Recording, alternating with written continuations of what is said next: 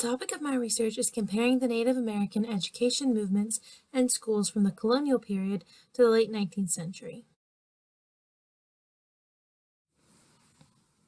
First, I will research the colonial movements to education and convert the Native Americans, and then I will analyze the methods of later Americans in the 19th century to educate and assimilate the natives. Afterwards, I will compare the two methods, their purposes, and their strategies. And lastly, this research will help me to connect the two time periods to define and identify how one has impacted the other. Now, the 19th century saw the rise of boarding schools for Native Americans that served to educate and served to assimilate the natives. But this movement was not the first of its kind, for there were similar movements in the colonial era that served a similar purpose and led to the latter movement's ideologies, goals, actions, and results. The English colonists who came to the New World had good intentions in their endeavors to educate the natives that they encountered.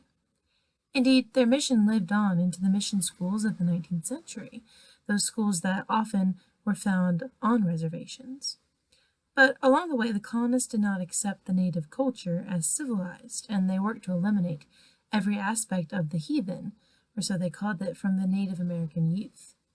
This belief grew into the other government-funded boarding schools for Native Americans. The colonists planted the seed that they saw would one day bear beautiful fruit, but they did not see how it would become a controlling weed, strangling the culture and identity of the Native Americans. The government took control and began restricting just what the Native Americans could and could not do. And so the colonial education and reform programs for the Native tribes directly influenced the later mission and government-funded Indian schools.